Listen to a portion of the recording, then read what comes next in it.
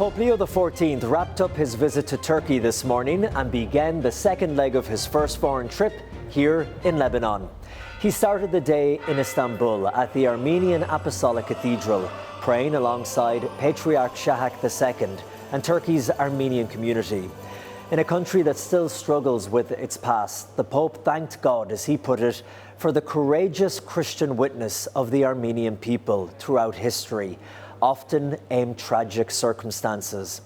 It was a carefully worded but unmistakable acknowledgement of their suffering. From there, he returned once more to the seat of Ecumenical Patriarch Bartholomew, taking part in the Divine Liturgy at the Church of St. George, another strong sign of his push for Christian unity. Speaking inside the small church, he talked about the, quote, blood-stained conflict and violence around the world, and said it was the duty of different Christian churches, despite their differences, to work together towards peace. Behind the scenes, even his plane became part of the story today because of a worldwide recall on a piece of equipment on the Airbus A320.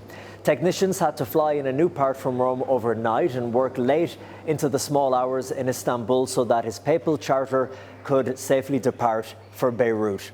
And on board that plane, during his first in-flight press conference as Pope, Leo spoke openly about the two biggest crises in the world today, Gaza and Ukraine.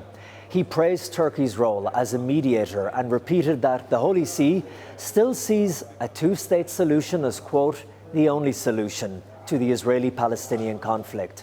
He also expressed hope that Turkey could help advance new proposals for peace in Ukraine, using its ties with Kiev, Moscow and Washington to push for dialogue and a ceasefire.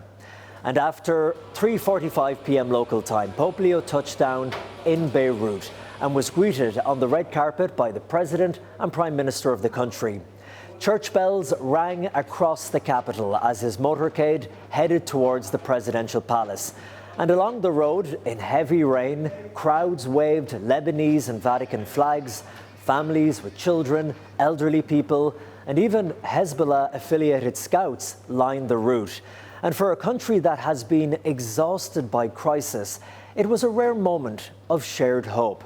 At the Babda Palace, under tight security, Pope Leo delivered his first major speech on Lebanese soil to a hall filled with political leaders and representatives of Lebanon's many religious communities. He began with the words of Jesus, "Blessed are the peacemakers." He acknowledged what he called a highly complex and uncertain regional situation, with daily Israeli attacks, the risk of another war on the southern border, a crippling economic collapse, and the presence of more than 1 million refugees.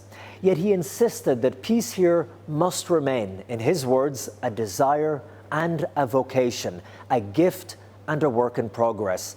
He praised the resilience of the Lebanese people, calling them a people who did not give up, and he spoke directly to the temptation to emigrate. He said there are times when it is easier to flee or simply more convenient to move elsewhere. He added that it takes real courage and foresight to stay or return to one's own country. Pope Leo urged the leaders there to put common good above everything else. Wounds, he said, both personal and collective, can take generations to heal. But without forgiveness, he said, we remain prisoners of our own pain. Pope Leo's journey will continue tomorrow here in the capital. But for just now, reporting tonight from Beirut, I'm Colm Flynn for EWTN News.